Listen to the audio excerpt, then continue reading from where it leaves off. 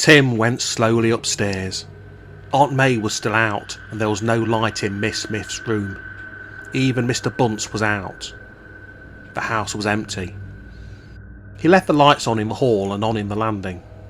He knew that Aunt May would be cross and say he was wasting money, but the house seemed so dark and empty that he wanted light. Tim went into his own room and shut the door. He wished he had a wooden bar to put across it. He pulled the table across the door and put the chair against the table. Tim went over to the window and looked out. Over the dark roofs the clouds were black and heavy with rain. He heard thunder rumbling in the distance. He shut the catch on the window. He was just turning back into the room when he saw a light swinging round and round in a circle in Aaron's window. He slipped across and switched out the light, picked up his torch and ran back to the window. He swung his torch round and round in a circle. There were 2 short flashes. Tim remembered what that meant. It meant, "Are you all right?"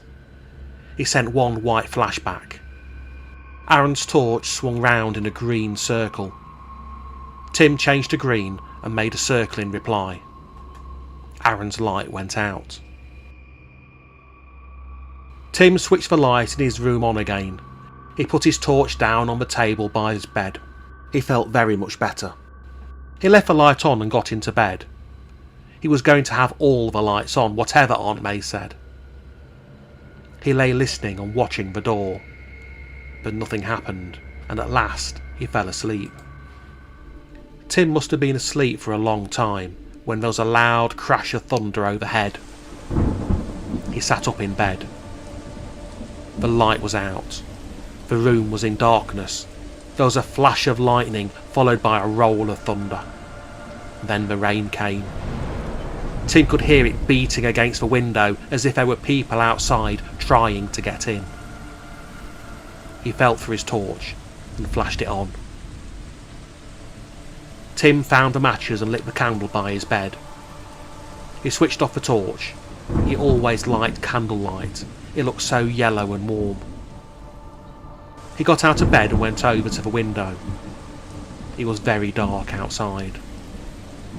All the lights were out in the houses across the yard. The street lamp was out too. The rain was beating down and he could hear the wind moaning. Another flash of lightning lit the yard. Tim stared down. A dark figure was standing down there in the rain. He had a long black coat and a 3-cornered hat. He was looking up at Tim's window. Tim saw that he had a black mask across his eyes. Then everything was dark again as the thunder rolled overhead. Tim slipped back into bed. He sat up with his arms around his knees, listening. He felt as if he was waiting for something, but he didn't know what he was waiting for.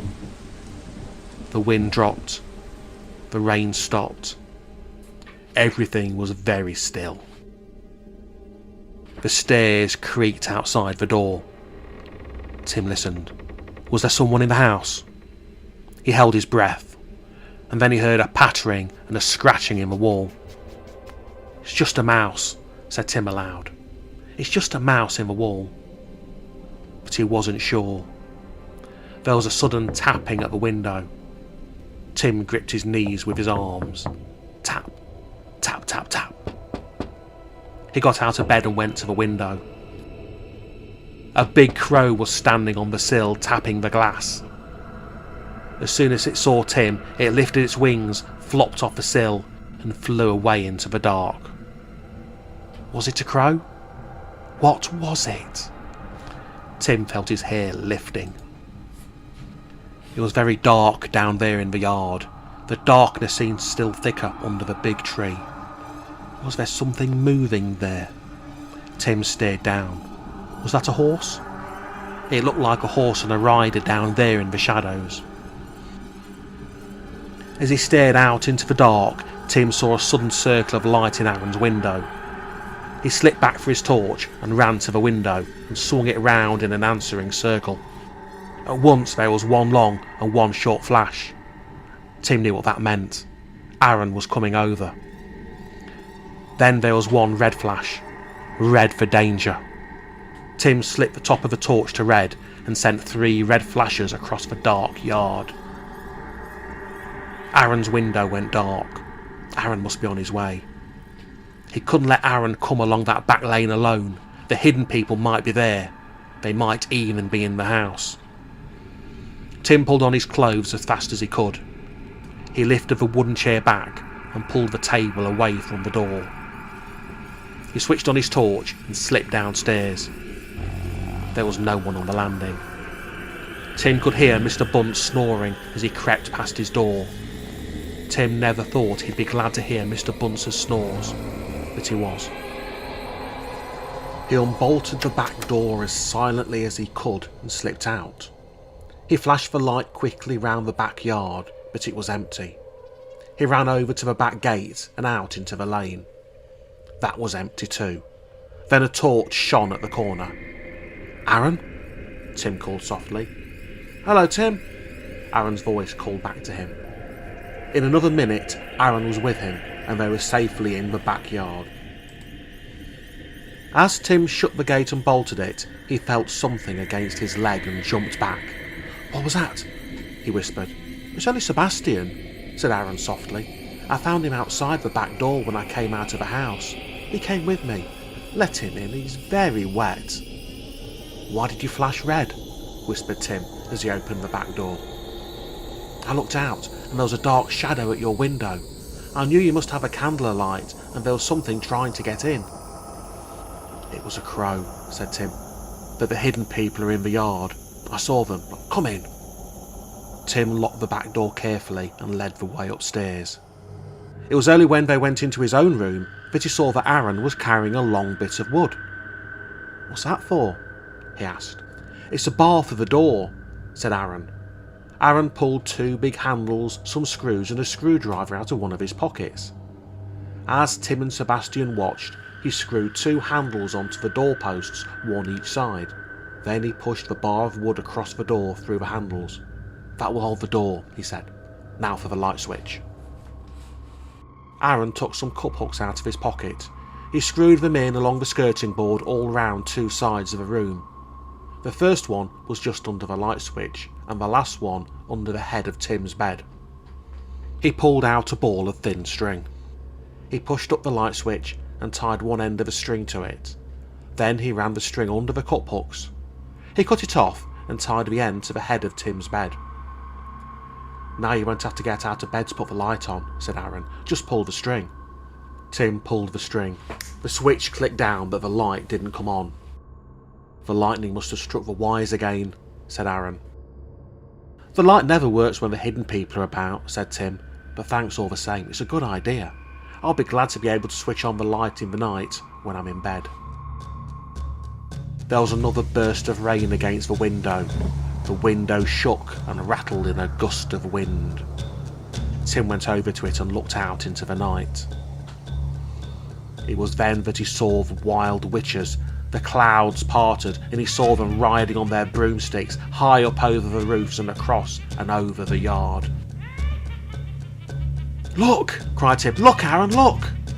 Aaron ran across to the window and stared. "What is it?" he said. "What can you see?" "It's the witches," whispered Tim. His face was white and his hands shook. "The wild witches. Look at them, up there over the roofs." "It's no good, Tim," said Aaron. "I can't see them. I can see the black clouds flying in the wind, but that's all." As Tim watched, the witches swung to one side and were gone. He looked back into the room. "Look at Sebastian," he said. Sebastian was standing on the end of the bed watching them. His back was up and his hair was standing on end. Aaron went over and stroked him. Sebastian's hair sank down. He rubbed himself against Aaron's hand. "What we need is some more light," said Aaron, "and something to eat too." Aaron seemed to have endless pockets. He pulled some candles out of one of them and some tin lids out of another. He set a ring of lighted candles in the tin lids on the floor. Then he sat down on the bed, took 2 big slices of cake out of his pocket and handed one to Tim. "Let's have a midnight feast," he said. "We need one." "When are you going back?" asked Tim, munching his cake. He broke off a bit and gave it to Sebastian, who ate it, purring. "I'll stay until daylight," said Aaron. "You get back into bed and I'll sleep on the floor." "You can't do that," said Tim. "You just watch me," said Aaron. "I often sleep on the floor. I like it." Tim pulled 2 blankets off his bed and gave them to Aaron. Aaron blew out the candles on the floor and lay down. Tim lay on the bed just as he was. The candle by his bed was still alight, and he left it burning. Sebastian curled up on the bed at his feet. It was bright daylight when he opened his eyes again. Aaron was standing by the bed. "I'd better go now, Tim," he said. "They'll be wondering where I am. I can hear someone downstairs too." Tim jumped up. "I'll let you out the back way," he said. "Aunt May will be in the kitchen." They crept downstairs. There was no one in the hall. Tim opened the back door and Aaron slipped out. "See you later, Tim," he whispered.